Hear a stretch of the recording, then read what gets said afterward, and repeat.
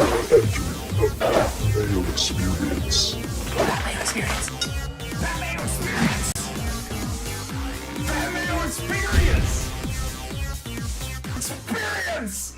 Welcome to the Pat Mayo Experience, presented by DraftKings 2022 Mexico Open. Final bets, DraftKings ownership, DraftKings pivot plays, plus the weather and your questions, taking them live on the show. If you are not watching this live, we are not taking your questions live, because that's already happened. You're watching me from the past. If you're watching it live, obviously, we are live. Probably on like 15-second delay. I don't know how YouTube works that way. Anyway, smash the like button and sub to the channel while you're here. If you want to ask a question, gotta be subbed, so please go do that right now. Also, playing the Listeners League, there's 500 spots remaining right now. I know there's not a ton of interest in the Mexico Open, but hey, it's guaranteed rake-free money. Let's fill it up so we can have lots of guaranteed rake-free money for Quail Hollow in a week's time. And I want to push the max for the PGA Championship. If we don't fill these contests, then we're not going to do it. So allocate your money into that contest. Link in the description of the video and podcast, fantasynational.com/Mayo, to get yourself 20% off. Get acclimated with the system, because there is a major coming up.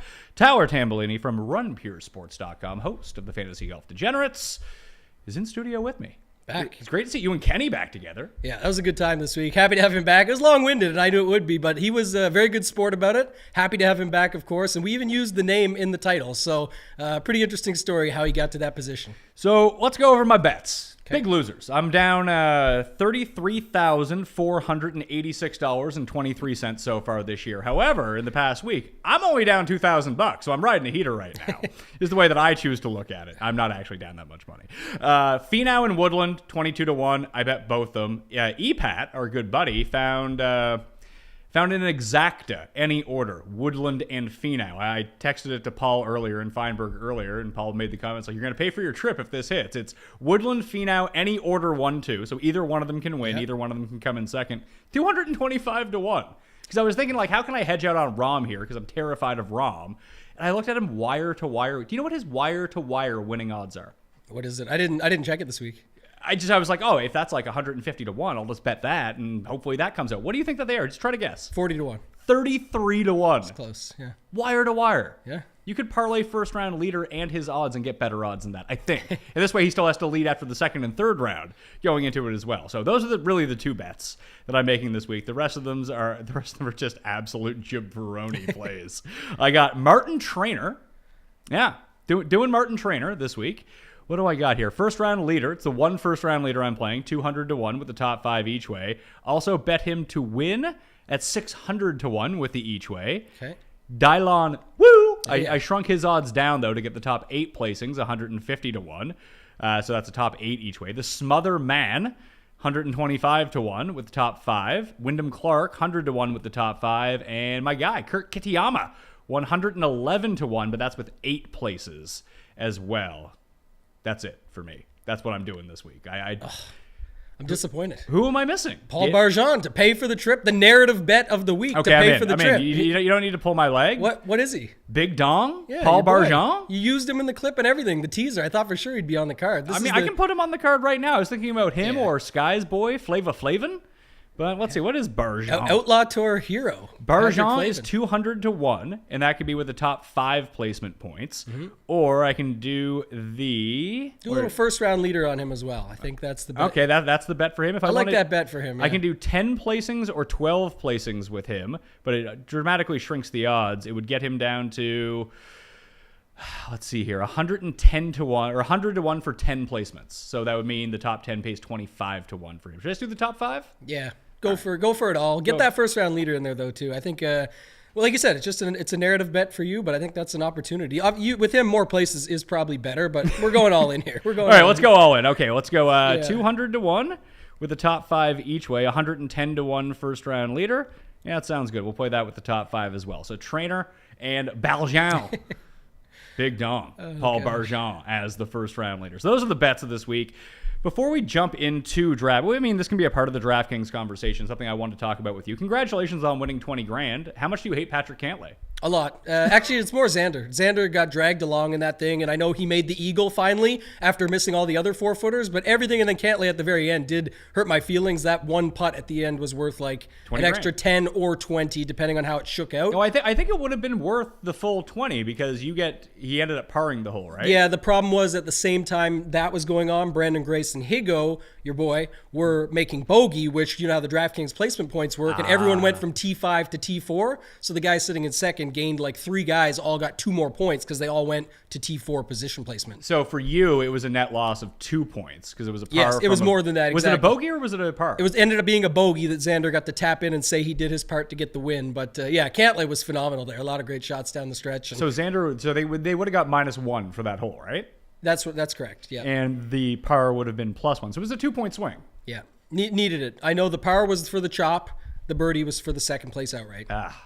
That's tough seed. It's the way it works. It sucks, but you want to be in that position. Another challenging spot for me, though, not to go on a rant, but just this time I had the best. Remember earlier in the season, had the best non-Neiman lineup in the Mega, the 3K Mega. Now I had the best lineup with the winning team, and the 2 guys in front of me didn't even have Cantlay and X. They had Burns and Horschel with Redmond and Ryder, who just went off and put up like 138 DraftKings points. I mean, they really should have won the tournament had they have played well in the best. That's right. The 4-ball format, whatever it was. But the conversation that I wanted to have kind of pertains to this week, as it pertains to last week as well, and you kind of hit on it, and we didn't have the discussion because every time you don't appear on this Wednesday live show, you win 5 figures. That's been established, so you should probably like call in sick next week. Oh, that's the new goal. I said now I have to do it on here because you keep saying that, so now you have to make it real. So maybe it'll be this week. That these tournaments are actually more profitable than regular tournaments. Yeah. And I was kind of out on the Zurich. Like, it's a wonky team format. It's very hard to predict, but had I just played more money and more lineups, I could have scattershot at the bottom because that's really where you have to find your winner. There were so few 6 of 6s that if you really did overinvest and find yourself with, I think the 6 of 6 percentage was like 2% or something crazy like that. Like pick your guys at the top that you want. They're generally going to come through. You're going to have to be right, but then just pepper the bottom of the board. Try to sneak some of these $6,000 through the cut, have some 6 of 6s. Yeah. And like you mentioned, in weeks like this for the Mexico and the Zurich, there's such little content out there, and you kind of forget, especially being in this space, how much content influences what people actually do. And now people are also running simulations and optimizations, and a lot of the time those are the same picks. But it just seems like this week, last week, everyone was on exactly the same people. Yeah.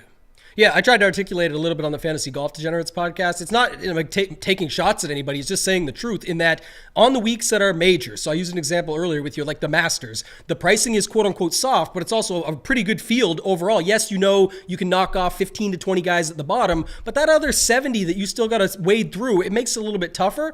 Everyone's going and playing a little bit of everybody. Last week, much more congested ownership. It's not necessarily the best week to do content, you and I doing this show or anything like that, because it's all narratives. Like, what are we saying? People say, oh, they're both Chilean. They're both, like, for example, Hadwin Svensson last week, okay? They're 2 Canadian buddies, right? Everybody assumes. It comes out afterwards. Adam Stanley on Twitter tweets out, by the way, just talked to Svensson's caddy. He said they just met a couple weeks ago. They're both Canadian dudes, thought they got along pretty good, and they happened to play Callaway gear. That was the 22% owned squad. And look, I get their skill sets could have went together some, but just little things like that. These are the weeks where you can see what I said is lazy, so less content equals lazy lineups where it's congested ownership, which leads to you be able to make these pivots a lot easier because you know exactly where everybody's going. The issue between last week and this week is there's only so many guys you can actually play this week. That's the problem. Because as soon as Berger withdrew, and Rahm is too cheap for this field. He's like $2,000 too cheap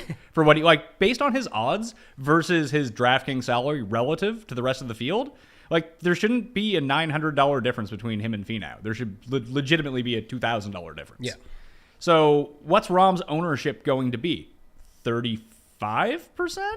I'm going to say in the $20 or the $5, I'm going to say 36 to 37. And higher stakes, 50, 60? I think 45 to 55. I have to put a wider range on it because you just don't know, and then you get to like the 3K or something like that. Who knows? But I'm like in the 555, maybe 45 to 55% range. And that's where you got to make a bit more of a decision. I think what's happening in the lower stakes stuff, the larger fields, like everyone's, game theory, so I'll just fade him. But when you actually do think about it and the price and all that, I think that's where another sort of lazy narrative is that, he has to win because he's the most expensive. But if he's the most expensive that's not priced correctly, he has to beat Finau, Answer, Yes. Nah, Reed, and Woodland, basically. Not Yes. even Woodland, really. He could come, as you mentioned, he could come T13 and be in the optimal lineup. he can score a bunch too. There's so many opportunities out there. And there's only so much salary to go around for these guys. There's 5 of them. That's it. Yeah. And he's way better than the rest of them. Yeah. So if he beats all of them, and we have huge question marks with 2 of these guys. Nah, I'm playing because I don't think a lot of people are playing him, and I think that he's good. Especially we can talk about the course layout all we want. Does it look like it favors bombers? Absolutely. Yep. Kevin Na is better than who can I use? Ryan Brem. He just is. Yes, of course. I'd just rather have Kevin Na. Not to say that they're comparable prices or anything, but I just think that Kevin Na is so skilled. It's like you were going to go bet Daniel Berger. Daniel Berger wasn't a fit for this course. He's just better than everyone else. He's way That's better wrong. in this field. That's what I was going off of. And I think that's a good point you just made as well. Because with Kevin Na, yes, it's priced in at 10-1, but the win equity, people make fun of it, but the guy wins. He goes out, he gets, 4 wins over 2 seasons or something that he was racking up. You can see him go out there and find his way around it. I don't know if it's the best course fit, but like you said, much better than the other guys. Now it is priced in at 10.1K, but that's just something you got to get over when you're playing a field like this. So from the top end, Rahm, Woodland, Finau is probably my guess. Yeah. In that order. Oh, yeah, for sure. And then you're going to have Kirk, Wise, Tringali, even Munoz seems to be garnering, and Matt Jones above $9,000. They're all going to be in the double digits. Some of those guys will be pushing 20. I think that Rahm, Wise, and Woodland might get up over. Well, I mean, Rahm will. I think Woodland will. I think Wise might push 18 to 22% in these large fields. So that leaves the pivot plays. Now, are these good pivot plays or not? Answer, I don't know how to project him this week. I'm not playing Abraham Answer. I think that he is hurt. I think he is only here because it's the Mexico Open. I really do. And I could be wrong on that, but I think we've seen enough of these injured guys telegraph that they are hurt, but they're going to go and give it a go anyway, that he falls in that category. I don't want to be, especially in this tournament, I don't want to be sitting there where I'm wrong on Answer's ownership anyway. If he was 4%, maybe you could take that chance. But he could be like 12, 13% for all I know, and then I definitely don't want him.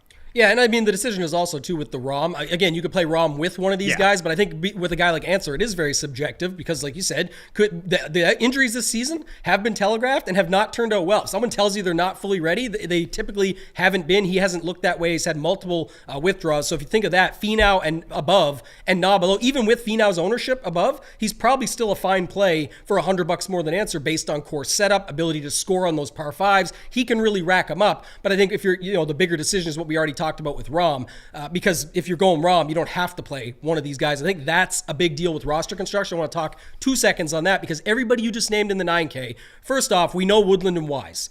So yes, Tringali and Kirk are coming, and Kirk for sure, yes. And I would say he's 3. But then is it Tringali? Is it, Champ is getting mentioned, but will people actually click the button? The bomber narrative and all that factor. But to me, the thing that stands out most, Pat, is that the 9K range is getting peppered up. And you and I have this conversation almost weekly on this very show of, I'm going to be sneaky, so-and-so out there says, and not play Rahm, and I'm going to go play 3 of these guys in the 9K, but then they're playing all the same dudes that everybody else is playing in the 9K and still ending up in the same range as the Rahm lineups that just skip this range. I think the better strategy is either play Rahm and skip this range, or don't play Rahm and either play a couple guys in this range and mixing in the 8, or play your best Rahm lineup where you remove Rahm and put in Wise and just leave the money on the table, or Kirk, or whoever you think is good up top.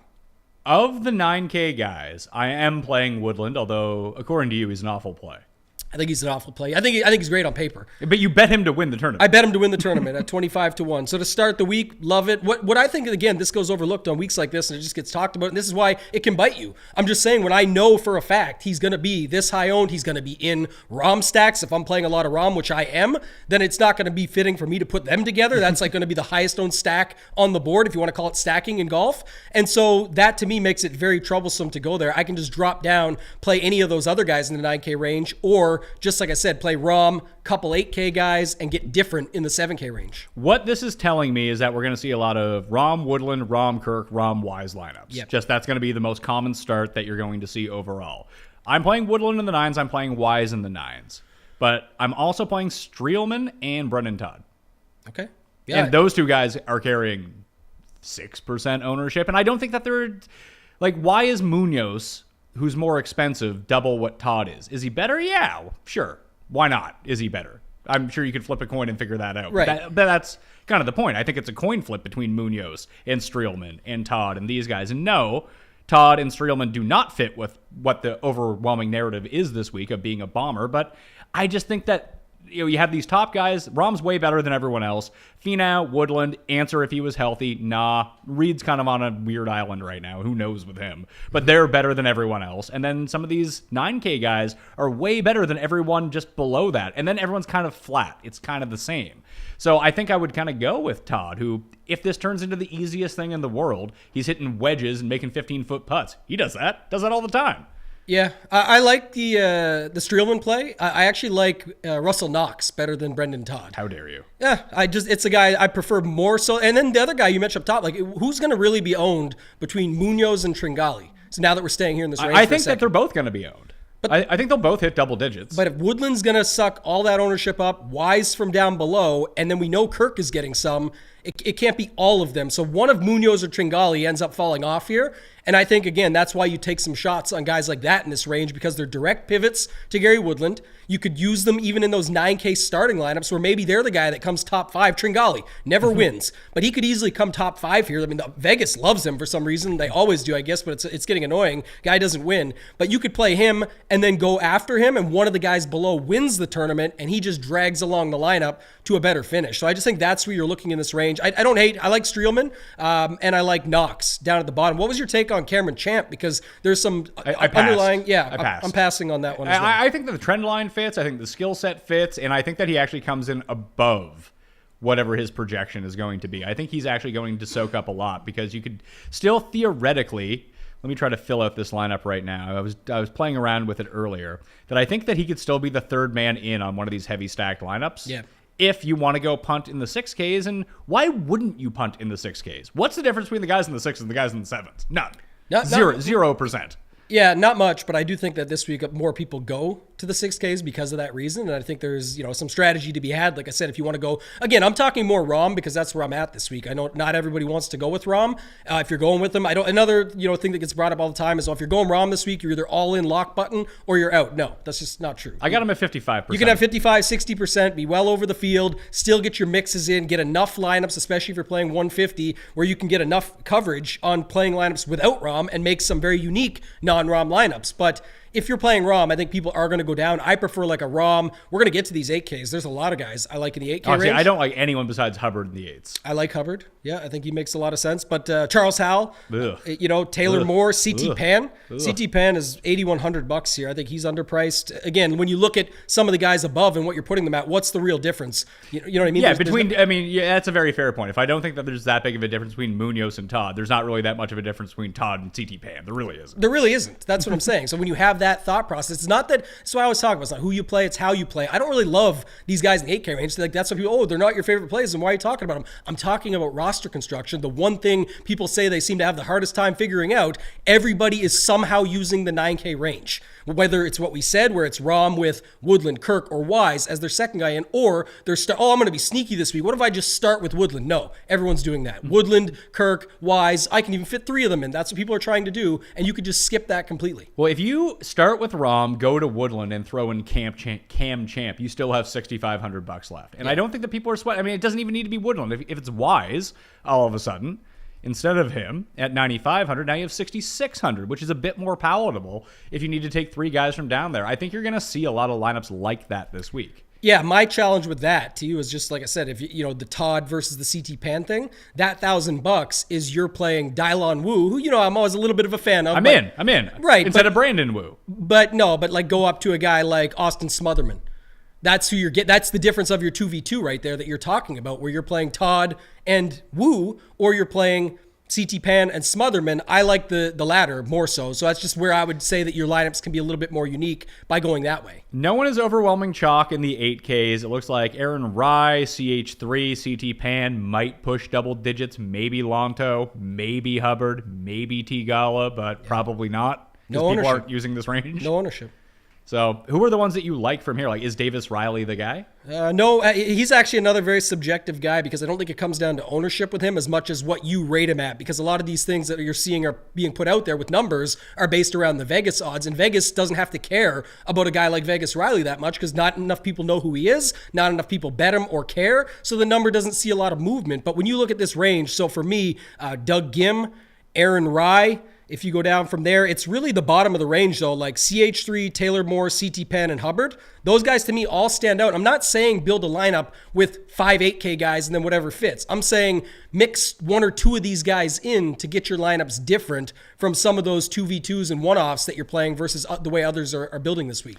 Adam Long, the Smother Man, Alex Smalley looks like he's going to garner some ownership. I'm talking like 10% ownership from the sevens. T Dunks, Nate Lashley, maybe, the Scott Stallings. Like, those are the names that people are gravitating towards in the sevens. Beyond that, guys are legit 3% owned.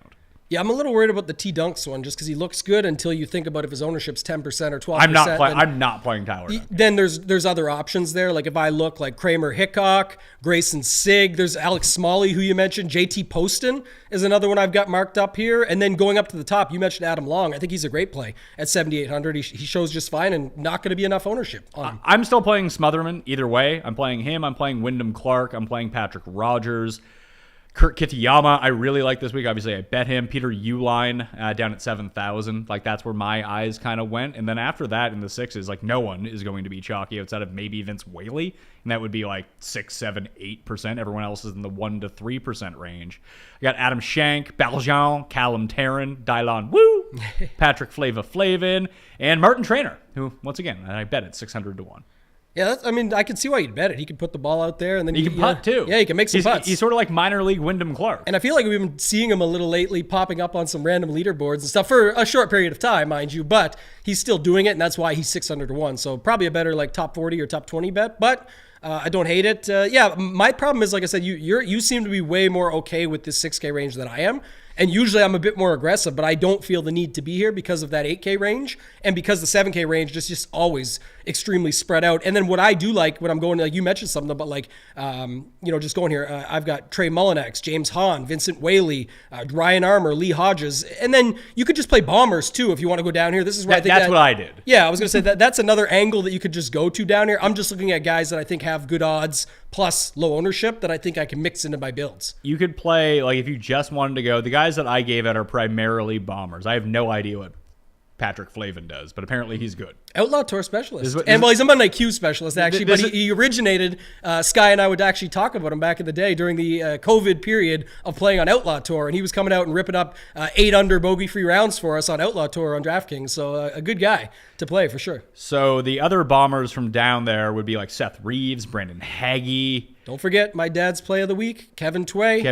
I thought he was off Kevin Tway after the WD. He was pissed off about it, but he'll go back. And I'm going to go back with him this week, actually. I do kind of like Tway at 6,500 if you're just playing pure bomber angle, like you said. Have you told him about Grayson Murray yet?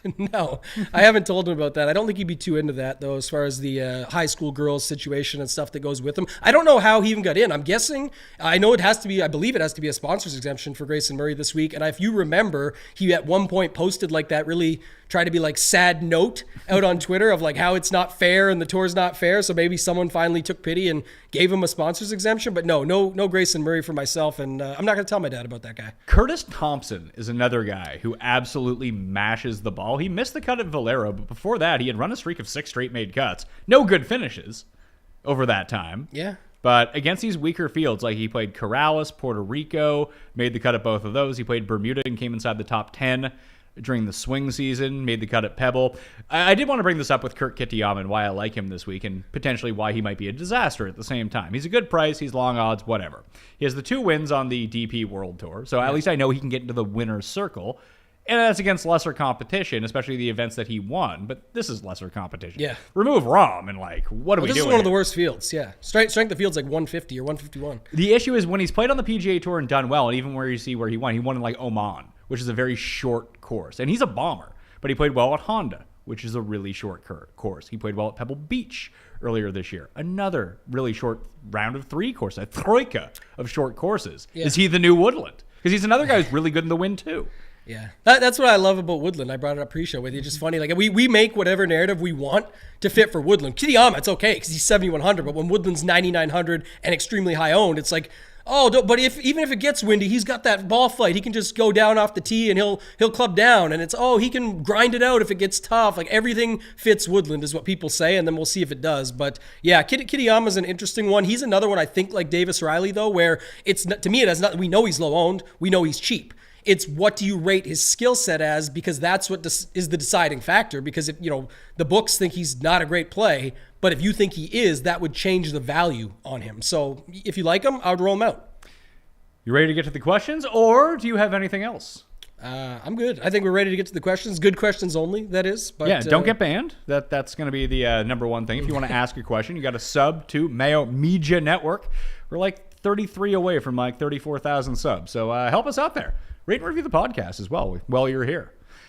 When we see two players, such as Rahm and Woodland, that are going to be so highly owned, how contrarian is it to play both of them together? Does this give us more uniqueness, or does this give us more or less potential for uniqueness? I think no, because I think that's how people are starting their lineups. I would literally put a rule if you're putting both of them in your player pool and using both. I would set a rule to never have them in lineups together this week. Just me. I just, like I said, I don't see it, and I wouldn't do that. So that's just how I would set it up. So you'd go like Rahm exclude Woodland. I have a lot of Finau Woodland teams. Sure. At least you're a little bit different on the sense that most are going to be Rahm Woodland ones. I don't think it's that sneaky, but it's definitely a step in the right direction of being sneakier. So I got a lot of Finau Woodland together, and I have a lot of Rahm with Nah.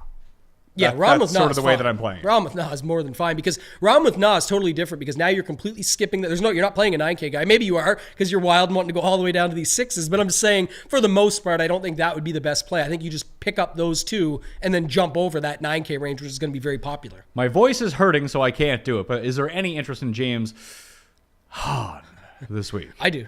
Yeah, I had him down there, actually. You realize he's not good, right? He's very bad. Yeah, he's not good at all. But when you look at the field at 6,800, he's a guy that always pops for me, though. And I think it's just, again, Whaley, Hahn are sort of down there. You can make your decision. I just think both of them are fine at that price. And they're in that upper 6K range that I'm more comfortable with versus the low 7s.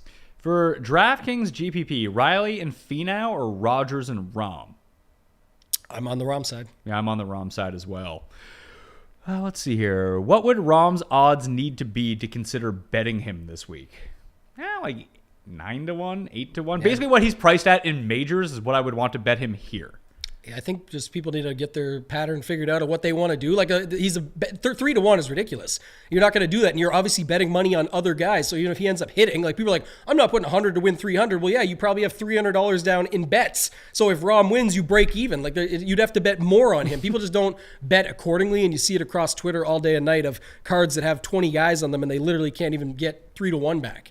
I miss all the cool stuff that was always in the background. That's not a question. I'm not going to miss you. Jeez. What happened to the voice?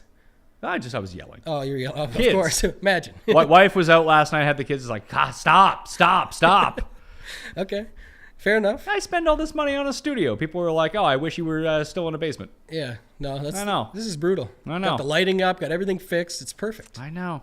It's a work in progress. Maybe behind me, I'll throw up all my old movie posters. It's only going to get better. Yes, we're still improving it as we go along. We'll fix the sound in here eventually, and we have so much soundproofing. Yeah. It's unbelievable how much soundproofing is in this room. We can't get it right. Yeah, I don't notice it actually when I listen to anything out of here. I mean, we have the really good cans, like when we do the editing. Yeah. So maybe we hear it more through that. I don't hear it like when I listen to it on my phone. But anyway, smash the like button. That's great, Garrett. Thank you very much. Do you guys feel this is a week to lock in the top 4 guys in the field, then throw darts with the last 2 spots? Thoughts? Doing 6 lineups like this? I don't understand what that means. You can't afford the top 4 guys. I'm assuming he's saying, like, I don't know. Maybe I'm assuming wrong, but like make a Rahm lineup, make a Finau lineup, make an Answer lineup, make a Nah lineup, and then just mixing and matching around them so that as long as one of them wins, they have a chance with one of their 6 lineups that they're doing that way. I don't know if that's right. To me, that's what they're, you can't lock all 4 of the top guys for the salary restraints, but I would think that's what they're talking about. Between Champ and Tigala in my one and done, thoughts lean either way? I mean, I'd probably use Tigala because I don't think that there is. I mean, obviously, Champ has won 3 times on the PGA Tour, so his win equity theoretically is a lot better. I don't actually think that it is versus Tigala in this situation, and Champ will have ownership. No one will play Tigala in one and done. Yeah, my thoughts are you're getting way too cute. There's no chance that you don't have a better option. I took Wyndham Clark in our 3-man because I had everyone used. Totally different. But I'm saying, like, in your one and done this week, like, I have so many options here that I could use still that I'm not going to those guys. You know who the play is in the Giant one and done? Nah. Yeah. And just hope he wins. I was trying to think about that up here earlier because at the start of the week, I wasn't sure where ownership would go exactly. And now I'm like, yeah, not going to be. It'll be Finau or Woodland. That's the 2 that I had at the start of the week. And I was like, those 3 guys. Matt Jones might get a lot of love too because there's a lot of Matt Jones love in this situation. But man, that 9K range is just going to get peppered. Everyone loves. It's just going to get spaced out, but everyone loves everyone. So that's interesting too. But yeah, I like the knock call if you want to just, especially if you're not using him on DraftKings or anything, you could use him in the one and done. How do you feel about Lahiri this week? That is what Better Luck DFS wants to know.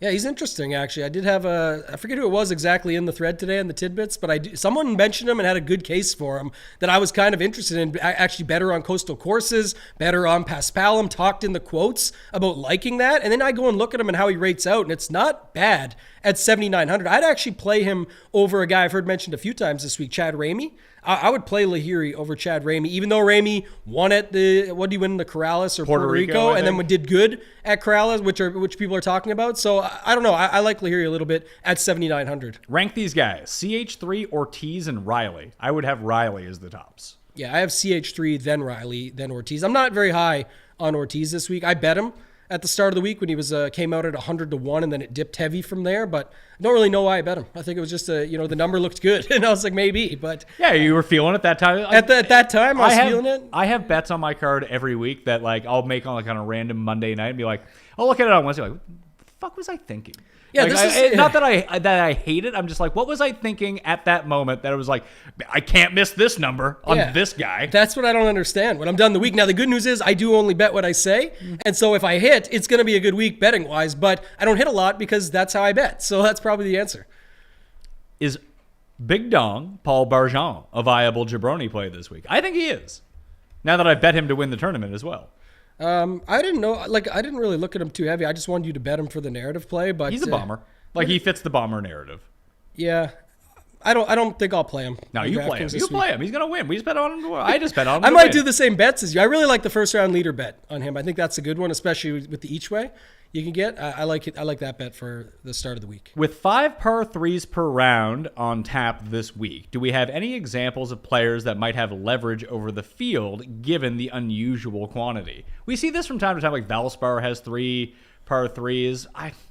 I don't think that you can really glean too much from it because all the par 3s are at different ranges. Like at least at Valspar, like they're all within like 10 yards of each other. So you can kind of piece together a proximity range or sort on Fantasy National by par 3s gain from that part. But so much of like par 3s gain that goes into it is a lot of it is putting or great chipping if you miss a green. Yeah, I saw a little snippet video today. Axis and Alex Blickel and some of the guys Matt Jones did over on FTN. And they were talking about this, actually, about some of the higher level stuff with these buckets. Almost, again, you're putting these par 3s into buckets. And it said, oh, this course has a lot of par 3s. But are they the long par 3s that this course has or that course? I think you can run into a lot of trouble with that. And that's one of the downsides when you're just bucketing everything like everyone's the same. That makes it a little bit more tough. So I don't see a lot of value in trying to piece it out that way. No, and especially in a field like this, it's just going to be so random anyway. Like if this was a WGC and we had the best players on earth here, yes, I feel like it would be a bit more sustainable. But all these guys are so up and down every single week that, yeah, I mean, look at Lahiri. He's on a pretty decent run right now. If he came dead last, you're not going to be super stunned. Right. It's not like Rahm at the Masters. Like, Rahm came in last place? Like, that shouldn't happen. What's wrong? Like, you wouldn't blink an eye if Lahiri came in last. Yeah, Rahm did, by the way, miss the cut at plus 300 at the Fortinet. But the conversation this week, again, it's subjective, but it's just like, is he really coming here before going to Wells Fargo next week? Is he playing Wells Fargo? I'm almost positive, yeah. Okay. We looked up the field last night. I forget if, I was more focused on Ricky Fowler because it's not at Quail Hollow this year due to the President's Cup, so therefore it's going to be at Jim TPC the Anvil Night Potomac. Yeah, at Anvil Farms or Avenel Jim Farms. The Anvil. Yeah, Kyle Stanley. Corey Connors is winning next week, by the way. Okay. I think Ricky Fowler's only shot, man, is to get back into the mix. What? Dude, Ricky Fowler's only shot to make a cut? He's come top 10 every time he's played the course, I think, or top 12. You realize that 6 years ago he was like kind of good. I'm just saying, you want to pay for your trip.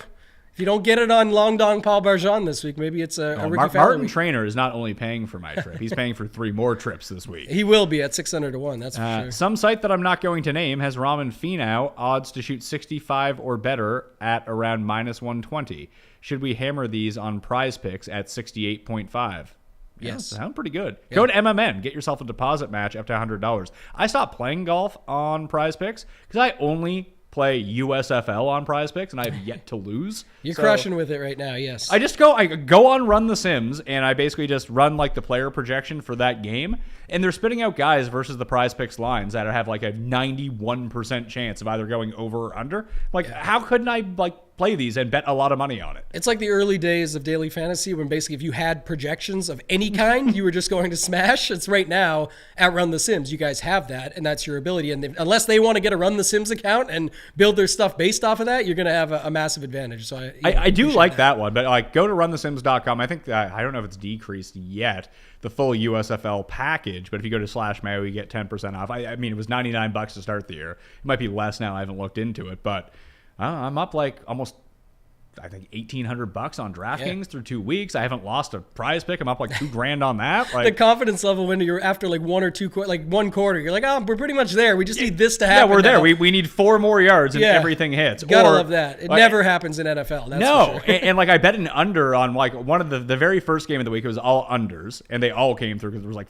13 points in the game. Not that I fucking watch this shit, but you don't have to. Yeah, press a button, print. I just look up the box score at certain times during the game. You're like, oh, this is going great. One guy I had an under on actually had a 25-yard touchdown catch in the first quarter. Yeah. And then people are like tweeting at me, like, oh, why did you tell me to play this? I only had another catch the rest of the game. Yeah. Like, guys are going wrong. You got 9 right, but you got 1 wrong. Yeah. You're only going to hear about the one you got wrong. That's the way it true. works. But anyway, runthesims.com/Mayo to check that out. The question on everyone's mind is, how do we set up groups? I don't give a shit about stuff like that. Fuck off. Set up your own goddamn groups. They're just asking how to do it. Why don't you tune in to Run Pure Sports tonight? We'll show you. That's and that's what you guys talk about. Absolutely. We're not talking about that shit here. Are you kidding me? Fuck off. You think that Rahm with 2 8Ks, 2 7s, and a 6 is a good way to attack this week? It sounds like that's what you're doing. Yes. Personally love that way. Okay.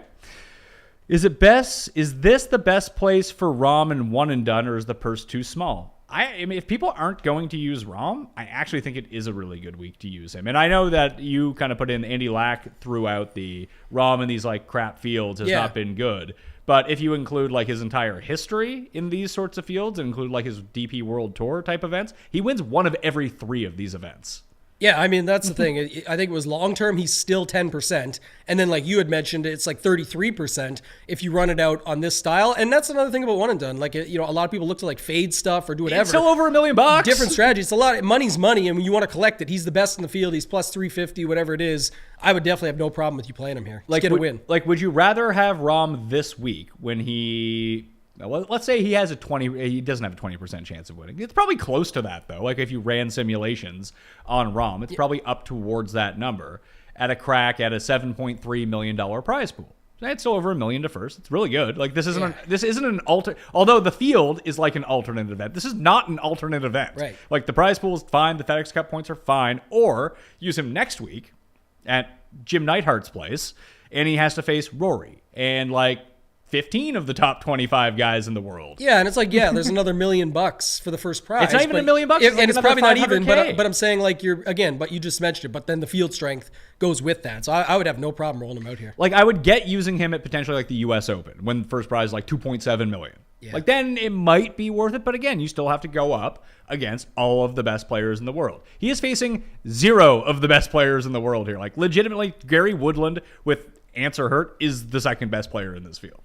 Yeah, and I still won't go away from the fact that how good Rahm is. I don't like people are looking at lately and all this the finite stuff of this hasn't been clicking, this hasn't. Well, also think about Victor Hovland. He won Puerto Rico Open, Paspalum. He's got the worst. He literally said after I suck at chipping, he still was rolling him up there and making putts and doing everything. So Finau also won. Finau, same thing. Yeah, like I don't see how this is that bad for Rahm. And then the second one after the tweet that I put out with that model maniac. His name's Byron. Over at Rotoballer, he had a great little write-up on there that was incredible and stating that this may be a putting contest, because we remember after the Amex, how Rahm dropping F-bombs and everything, how bad these putting contests are, said it may be a better putting contest for him because there's more shots from the longer range that he's better at that puts more shots to 10 feet, which is where his range is, 10 to 15 feet. So we might see better putting out of Rahm here as well. 10 to 15 feet. You want to say guys that were good at the Anvil Farms or Potomac next week, like Ricky. Sung Kang has 2 top 5s at that course, and the 2 times they ever played it. He's number 1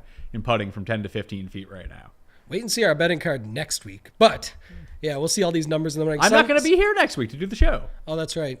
Yeah. This show, at least. I'll do the show with Jeff. Maybe come in Tuesday or Monday night. We'll do the DraftKings show. Yeah, we'll do a show. We'll do a show. Sung Kang this week, maybe not. Maybe we'll Gotta save be him Kang. We'll do it for next week. Davis Riley is also top 10. Your boy, Kevin Tway, number 9 over the past 50 rounds. Yeah, we like Tway this week. Dad's pick. Where are you two on Ramey and Long? In on Long, out on Ramey. He also mentioned Todd. I'm in on Todd. I'm not in on the other. I might end up getting to Davis Riley. I'm in on Todd with you. I just said I prefer Knox and Streelman, but you liked Streelman at the same time. I'm going to play those 3 for sure because I'm most likely not going to play any Woodland this week. So, any love for Bill Haas? He's made 7 straight cuts. No. Nah, me neither. Is Sanderson Farms a comp course? Thoughts on Mullenix at 225 to 1? John had mentioned that on my show yesterday. I didn't really see it, but he kind of made a good point about the lack of rough. Yeah. You kind of bomb away wherever you want. Obviously, Champ has played really well there. I can see it. I don't know if I bet Mullenix. I mean, listen, I bet Paul Barjon and Martin Trainer. So but I'm not going to tell you that Trey Mullenix is a bad bet. I thought you went on a run of guys you mentioned at Sanderson, and all the guys you said, not all, but like CT Pan was in. There was a few others. I just listened to it, and I remember a lot of the guys you mentioned from that Sanderson Farms event, or good history, were guys that I kind of liked for this week. And it doesn't say it's a comp. It's just like you talk about all the time, or when we talk with Raza about these skill set lineups or guys that seem to show up and play well at the same places. That list was actually pretty solid compared to what I like for this week. Poston or Duncan? I would play Poston. Poston for me, yeah. Who is the lowest player you would play? Now, I don't know if you're talking about salary or general lowness, because Grayson Murray would be like generally the lowest person in this field. But Martin Trainer is the cheapest player that I'm playing on DraftKings. I think for me it's Werenski at 6,400. Well, Trainer's also. You should play Trainer. Let me talk you into Trainer. If I was playing Trainer, I would, and he's 6,300. I would bet the first round leader, and I would bet the top 40 and like slam it. Why don't you just do the whole everything just across the board? Just pyramid your way down. Outright winner, top 5, top 10, we'll top do 20. A progressive parlay, if we will, for him, and I'll join you on the family trip. That'd be great. We'll get her going here with the Martin Trainer money. What about Rahm and Finau together with 2 6K guys? Yes. I like that a lot. I don't like it. A lot of my lineups kind of look like that. Yeah, I like it from at least you're doing something to get different. I don't think it's good. I think you can play Martin Trainer in that lineup, no problem, and Paul Barjon. I think you end up needing those two to just be like 1-2 at that point almost, and like battling, as well as then the rest to go, a lot of things to go right with your 6K guys. I think it's bad. Away from Champ, respect that, but people are using because they know him from driving distance. That's great. And that matters this week.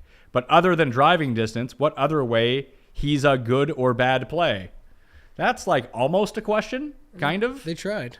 I'm not using Champ. Yeah, I'm not using. I have Champ as like a horrible play, but again, I get why people are doing it for the bomber angle. I used him in the Masters. Your bomber plays. Yeah, I don't like some of the narrative around this guy this week is, again, it's the bomber narrative, sure, but then it's like, oh, and the Masters. Well, he shows up at the Masters every year, and then it's like they go further with it where, oh, and every time that he has a top 10, he wins the next week. He does well the next week. Like, it's not true. When you go and look at his like game log. Sorry, yes. When you go and look at his game log before he wins, he does have like, he just shows up somewhere, plays like, all right, and then he wins. Yes. And then he goes away for 3 months. That's what I was going to say. It might be true when you go look at Fantasy National and see it's happened a couple times or 3 times or whatever, but is it true that that's going to happen every time? No, it's just, to me, it's a bad narrative. So yeah, it's tough, and I don't want to play a chalky Cameron Champ. Yeah. And I would consider anything over 10% chalky for Cameron Champ. I think he's a bad play if he was 10%.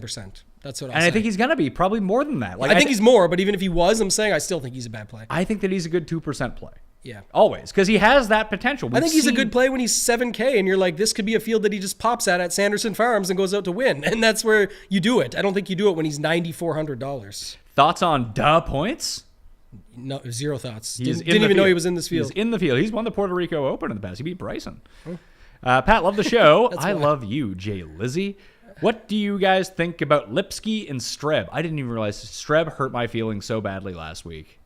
Yeah, I wouldn't let that. Streb is playing. He's only $7,000. I've got him in the pool, and I think I've got Lipsky. Yeah, I got both of them in the pool. 7,700 for Lipsky. You're having a lipper? Yeah, he was actually decent. Him and Rye last week, but the team event I don't care too much about either. I think Lipsky's a good skill set, and at 7,700, it's a fair price. I keep coming across Scott Gachowski in the models that I'm running because he bombs it. I think he's real old too. Other than the models, please give me any good reason why I should play this clown in any of my lineups. I almost did it at Torrey Pines earlier this year because I saw the same things. But you have to look at where he's doing this as well, and what tournaments they're counting for this, because you can put up some decent numbers, like even guys this week. You're going to see a few guys pop in approach or driving, but it's all relative to the field that they're playing in. Oh, for sure. And that's what we talked about, like, almost like those buckets earlier of stats. It's almost the same when you're talking about strength of fields or how people want to line that up. But PGA tout John, who you just had on your show, did have him written up as one of his 5 value plays, and I featured it in the thread today as well. And it actually was a good sales pitch. So at 6,500, I'll have him in there with Tway. And I've only got like 35 guys this week, so I'm giving a bunch of them away. I got 20 guys for 50 lineups. Yeah. I'm fine with mixing a few more. And these, again, the weaker the field strength is, and the more I'm going on a guy, which I'm going heavy on Rahm, the more I'm willing to go out from 25 or 30 to 35 or 40 because I'm just mixing around the same dudes. We need Rahm to have a good week for me. Yeah, and Rick talks about the cascading effect of building lineups where you want to identify your core guys and then keep them at the top of the pyramid where you have them in like 35, 40, 45, 50% of your lineups. And the more you go down, you can really spread it out. It's not that I don't subscribe to that theory. It's just I'm too lazy to put it into practice. But you might be putting it into practice without knowing it though, because you play a tighter pool. For the most part. That's the thing. I play a tighter pool, so mine kind of looks like this. It's not really a pyramid. It's more of just what down. You don't know with yours different to the cascading, because I love that original theory from Rick that he brought out, is that he's definitely making sure that his 6 highest owned, his core, are in groups of 4 going throughout. Whereas you may have all these guys at equal, pretty fair ownership because you're playing such a small pool, but do you know if they're really circulating together as often as his lineups are? Correct. The lowest percentage play that I have this week is Patrick Flavin, who I'm playing in 20% of my lineups. Yeah, I'm not there yet because I don't build till Wednesday night, but But that's the first run. I haven't submitted these lineups yet. For me, looking at it like like Roger Sloan, Tway. But you would play them at like 5-8%, but you're also playing 150, aren't you? Yeah, and they'll mostly be 10% or above, give or take, depending on how it shakes out. This week, like I said, a little bit different just because Rahm will be so high owned, but it might be 7% or 8%. But that, again, people sometimes forget, like 8% on 150 is a lot more lineups than most are playing their entire pool. When evaluating a player this week, which of these 3 factors matters the most? Puerto Rico performance, Zurich Classic performance, or most recent tournament played performance? None, yeah. Yeah. What matters most this week is game theory. I am considering Puerto Rico for some sleepers and just to see if they had played well there. I prefer guys that played better last week than didn't play well, but it's not a determining factor for me. I always want, I guess if you're going to say I have to pick one, recent form is what I want, and Zurich Classic is not necessarily the way. I know some sites and guys out there do have the numbers for what guys did and who sort of carried the weight, if you will. I got them. I just made them up, though. Yeah, but I'm saying you can get that, but even then, I'm saying it's not the same as what you would require here exactly, so I don't care that much. But for the most part, recent form is what I'm going to care about most. Smotherman or Clark? For me, Smotherman. I like Clark better. Smotherman or Griffin? Lonto Griffin. I lied. Clark first, but now Griffin over Clark. Okay, so Griffin or Mark Hubba Hubbard? Griffin. Okay, I like Griffin the least of that. What do you think Griffin's ownership's going to be? 13%. I think he's going to be the highest owned of the 8s. Yeah, so it's pretty close. I still like Hubbard here, even with his ownership being similar. He's cheaper, he scores, he can make those putts. After searching around the industry a little bit, it seems like people who use Fantasy National are using Mark Hubbard at a much higher rate than anywhere else. And I think that's impacting his ownership on Fantasy National. He's definitely a favorite. He's like Adam Svensson or like some of those guys. Well, he rates out really well. Like whenever you run and pick, because people generally tend to pick the same sort of stats that they look at every single week. He does really well with those. People know that he's a good putter. He also fits a lot of construction at 8K. He's not quite. I also talk about him all the time. His brother comes on the show. Like, he's a favorite of the community. What's his name? Nathan? Nathan. Yeah, he's always around. He has the best. You should follow him on Twitter too, because he always puts out like what's going on in situations where we don't get as much information. So very solid. Yeah, he's like the former like CTO of Ticketmaster too. Oh. Like he's basically covering his brother on the PGA Tour as a hobby at this point. It's 'Cause nice. The guy's too rich. You guys play Prize Picks? Yes. Looks like most people birdies are better for round 1 is 4 or 4.5, and the over/under strokes is around 69 for most players. Now, you can go all in and go with the over 4 and 4.5 if you wanted to, or under the 69, presuming this play is easy. But we don't know this is going to play easy. I assume it's going to I would play. presume it's going to, and I would always take those over birdies. Personally, I don't know if it's right or wrong, but I love it because they can mess up and make mistakes on other holes. It's almost like how DraftKings scoring works. You want the guys that make birdie, par, bogey, birdie, par. Like, you don't want just 9 pars. Same thing there. They could make mistakes, but those will really hurt their strokes in the end. But as long as they hit me those 4 birdies, I can push 4.5 win. So 5 if it's 4.5. So same thing. So do we want to? Pat has a lot of money on Prize Picks right now. Do we want to waste some of Pat's money? Yeah, I think we should. Help Pat recoup his money by going to prizepicks.com using code MMN as a first-time depositor. They will match your deposit of up to $100. Who doesn't want just a free $100, Tambo? That's So right. you can just go play. We can go put down the $100 right now. We'll play 2 of these guys. We'll turn that into $300, and you're off to the races. And then you can go buy Run the Sims, play USFL Prize Picks, Right. make even more money. I mean, why do you hate money? Code MMN at prizepicks.com for that match deposit of up. The best part about that speech was that you said, why do you hate money? The USFL part is why you love money and how you're making money by just pressing a button, going and being with your family and coming back and seeing more money. Now you're going to go put it in on these over 4.5s and give back some of that money, I think. But we'll try it out. Who do you like here? So Rom, Finau, Wise, Answer are all at 4.5. Na, Woodland, Reed, and Knox are all at 4. I think I would go with... I know Woodland's at 4.5. Sorry. We got to go contrarian here. I don't think you need to go contrarian. I think Na over 4 is good. I was going to say the guys I like are Knox, and Reed. Reed's going to make 4 birdies. He's the perfect guy for this example. He's going to make 4 birdies, very likely. It's either going to tilt the shit out of other people who didn't play him all week on DraftKings, or he's going to give them all back down the stretch somewhere along the way, and it doesn't matter, but he's not going to hit his round number. Yeah, the birdies aren't necessarily the problem. Right. It's the triple bogeys that He's come along with definitely it. long enough. He's got a good enough short game to find some birdies throughout these places. But I think most people here are clicking Rom, Finau, Wise. Like, they're just going right to the top I actually like dogs. Finau. Yeah, Finau's fine too, but Non-Finau? Finau's my favorite 4.5. Knox, I would lock in. I like. I those like two. Na. Apparently, like, I hate Knox compared to everyone I don't know else. why on you Earth. hate Knox. I mean, he once cashed me a nice 40-1 at the Travelers. He's like one of 2 wins in his And career. you said we haven't been winning bets lately, so this is how you get back on the winning bets train. Maybe it's Russell Knox to saddle up with. You don't got to bet him this week, but you can bet him over 4 birdies. What do you think about the opening round over/under? So 68.5 for John Rahm. This is a par 71. Yeah, I don't know if there's another way to take advantage of it. That's how you want to do it. Matt, so like that was the thing. People were asking all week. Like earlier, we got the question: well, what about what number would he need to be at to bet him? Like, who cares? We're not going to get it. So the way to bet him is matchups, Prize Picks, or go crazy with him on DraftKings, and this would be the way to do it. So under 68.5. I mean, smash it. So over 4 birdies or better for Na, over 4.5 for Finau, under 68.5 for Rahm. Does that sound all right? Yep, I like all that. I'll use code MMN at Prize Picks. The match deposit is $100, so let's put $100 on this. 100 to win. It's 5x to win 500. Yep. Place entry. Hit Boom. it. Done. Screenshot it for the newsletter. I will tonight. screenshot it for the. Now you're thinking. I'll getting put ahead. your tidbits in there We're catching again up. too. It's working. Yeah, appreciate that. So we're good. Is that working out? Yeah, it's working out. Excellent. So there we go. There's our Prize Pick segment of the week. Done. Is Callum Tarrant at 161 the best bet of the last 5 years? I certainly hope so. What? Because I have it, so That I has want to to be win. one of my favorite questions ever asked on this show. The best bet of the last 5 years. I thought they were just going to say of the week, and I was going to laugh. And then they added of the last 5 years. Oh, wow. I'm in. Okay, done. Tarrant or lower? Obviously, I'm going with Tarrant. Taryn. Seifert, Haas, or Gliglick? Go Seifert. Seifert. No is my 6K guy this week. Shockingly, that's not a question. No one gives a shit what you're taking, pal. Banned for life. Since this field is so weak, is leaving $1,000 or even $1,500 of salary too much? I don't think so. Not at all. I Like think that would get you contrarian enough, because that's the whole thing about the ownership gravitating towards the top, Woodland and above, is unless you're doing that, you're gonna have to use those guys.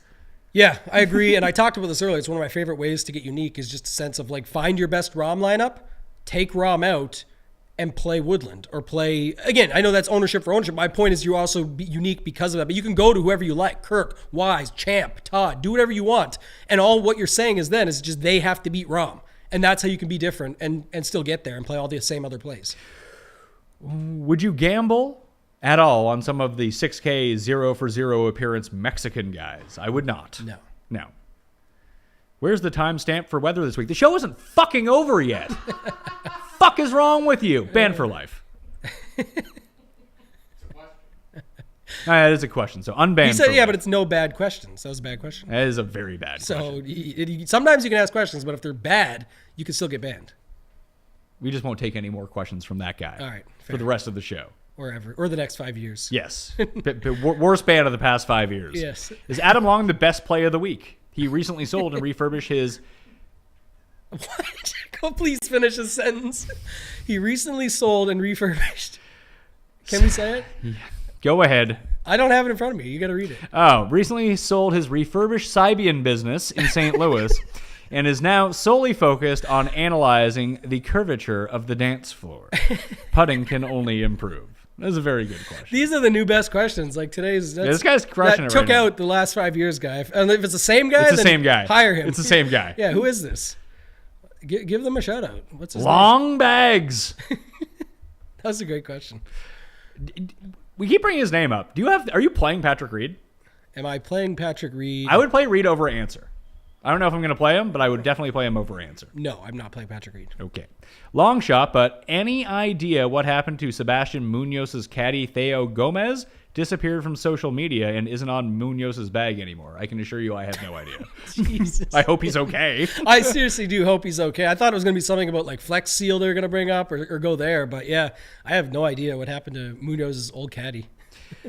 Used Nasty Nate at the Heritage and got burned, but he did have good finishes at both Puerto Rico and Corrales. Any love for him? He made the short list. He didn't make the lineup, so. He didn't make it for me, no. What do you think of the Sig Man? You seem like I like you liked him. Yeah, he's just a guy that I'm going to take a shot on down there. He's 7,300, and if you look at the other guys around him, there's not much difference between many of them. So like I said, in there I like Poston. Like for example, they just brought up Lashley. I'll just play Sig, Poston, Smalley, Hickok, I think, and then a lot of people are playing Tyler Duncan right below, and I think Sig is basically the same thing. Yeah, just play Kirk Kitayama. That's a move. That's a guy you want to play. You love this guy. I do love him. He's the best. Yeah, he'd have to be like I don't know. Is he better than Bramlett? Well, Bramlett's going to be owned, though, is the thing. He will be more owned for Like sure. he's going to be triple the ownership. I'm just of curious Kitayama. if you think he's as good as Bramlett. I think he's better than Bramlett. Yeah. Okay, so there you go. This That's where I won think in Europe. Kitayama becomes a better play. If you think he's as good as the guys in the range with him, then he's definitely good because he's lower owned. Thoughts on Pat Perez, T30 or better? These greens are Pat Perez's jam. Pat Perez, plenty of power, putting, paspalum putting prowess. There's a lot of popping in A those lot of P's on P's, these a lot of microphones. alliteration, but I don't know if I can do it. No, I thought at the start of the week because like resort courses, Perez, that sort of thing, but like He's not the same guy. yeah, he's like he just 45 or something. And like the problem with him, what I noticed too is like he'll get you the T40, he'll make the cut, you'll be all happy about that. He'll have like one good round in there, but then it's like he doesn't even really outscore his finishing position enough for like a T45. He needs to come like T30, T20, and score with it. Can I talk you into Justin Lower? I assume that's not how it's pronounced, but that's how I'm pronouncing it. 6,800 in first hole Honda field in approach. Okay. Cuts made at all coastal courses. Played well with last week. I mean, it's a pretty compelling case. I love I'm how not gonna do it. they made sure that they wouldn't get banned. Can I talk you into this person? Now let me tell you about my play. But yeah, I don't hate it. He's not going to make my pool, but yeah, they were okay last week if you want to play it off of that factor. Is GMAC live at this course? Because these are his types of courses. Yeah, this is the conversation we always have, right? GMAC on coastal courses. He's not live for me. Okay. But you can just play Kitayama. Same price, I was told. Can you settle a bet with my friend? Yes. Okay. What would prime, let's say 2,000 Tiger Woods cost on DK every week? I'm going to say it's 15,000. I'm going to say they're terrible. I love DraftKings. They're very supportive of me, and I have nothing bad to say, but I think they're bad at pricing the odds out for the top price golfers, so they probably would never put them over 12.5. It's like what they do. It's like, I think that they would, because he was like minus money to win some of these. That's what I don't understand though. Like when Rahm was plus 300, he still gets to like what 12-2 the first time, and now this time he's 11-3. Mind you, odds changed when Berger got dropped out. But I think still, it's different. I think just being Tiger Woods makes a difference. Yeah. I don't know. I was once told that Tiger didn't move the needle as well, which is not true. So I don't believe that guy works for DraftKings anymore. Yeah, might be correct. Yeah, Tiger here, he'd be what, minus 180 to win the tournament? Minus 200? No, prime Tiger in this tournament would legit be like minus 300. Yeah, minus 200, minus 300. So yeah, he should be like 12-9. I would say that he probably 13-5. Like they'll put him at something where it's still you can build lineups out. That's the other thing is like they try. Remember too, they used to have like the $5,000 range. Yeah. That's where things change. So that does make a little bit of a difference. It's always fun looking back at the very first Masters Millionaire Maker, because I always forget about that, because Na and Hoffman were both in there at 6,200. Yeah. But the guys were like 5,400 and stuff like that. Yeah. The only time they do that now is for Tour Championship, I think. Yeah, you might be right, actually, because they do have it for that format. They should have guys that are $0. Yeah, they really should. Some of these guys. They should set it up like Showdown, where like Football Showdown, where there's like absolute scrubs that are $0. Any of the scrubs that it should be. It's like a game theory thing, though. They should make them like $500. Yeah, or make them 1,000. And then you can start to decide, like, yeah, make them 1,000. Is it worth it to go Finau, Woodland, Rahm, and use that? I would guy? love that, actually. I wish there was a format for that, like, because then you could take your shots on the guys that we want to. I actually think it's different, because guys are guaranteed 36 holes, no matter how bad they are. Guys in football are not guaranteed to see the field at $100 kind of thing. So yeah, I think it actually would be worth it potentially to do it that. I mean, it probably wouldn't be worth it, because you'd still need them to make the cut. Yeah, we'd be able to the reason I want it is because I'd be able to figure it out, and people would just go to the same. I'd like, holy shit! It sounds like we should be playing $1,000 guy this week. This is the guy, and there'd be so much congested ownership that you could take advantage of it. But yeah, I don't think they're going to do that anytime soon. When was the last time you hit an outright? Me? Yeah. It wasn't that far ago. Like I think it was 6 weeks ago or so. I'm trying to think who it was. I never remember who I hit when I hit, but we talked about it on the Fantasy Golf Degenerates podcast because I was excited about it. Scheffler? I mean, he won 4 times. Yeah, that would be the easy one to think I mean, he's the one who's killing all of us, by the way. He's gutting everyone in the betting community because no one's betting on him. He keeps winning. Yeah, because it's hard to bet on him, especially when they change the odds now. Like, you're not going to get a great number. What 2 outrights do you think will be there late on Sunday? I'm really crossing my fingers that it's Woodland and Finau. Yeah, if Rahm's not up a touchdown, then that'll probably be it. Or it'll end up being those guys behind him, and you need to somehow get lucky and catch up. Tringali ownership, I'm going to say 15%. I'm going to say lower. Kirk or Munoz? Neither for me. Munoz, if I was picking, yeah. All right, that's it. We're out of questions. It's the Mexico Open. Yeah, that's what it is. Thanks for being in the studio. Maybe come in either, like I said, Monday afternoon. I guess Monday afternoon the pricing might not be. Maybe Tuesday morning if that's available for you. Yeah, we can do that. We can do the Quail Hollow DraftKings pick show. Quail Hollow. Not Quail Hollow. Your favorite place, TPC Potomac, Avenal Farms. Yeah. The Kyle Stanley Open. You're excited for this one, yeah. Molinari and Kyle Stanley won there. So you don't need to bomb it in order to win. But you need to be a short hitter who's really good with off-the-tee stats. Because both those guys, I mean, that was the middle of Molinari's run when he won the Open, I believe. Maybe it was the year before. I think it was the run, or it might have been the year before, but it was definitely, like you said, a spot that I think it's good. My question for you is, do you think next week will be people be back and be excited? Because the tournaments have still all been great to play on DraftKings, and the betting numbers are the same numbers you can bet on. Like, man, listen, I see it in the. Are people still taking a break until the PGA Championship, or are they excited next week because it's Wells Fargo? It's still a good tournament. We got Bunny Ranch the week after that, so people will take that off. Mm-hmm.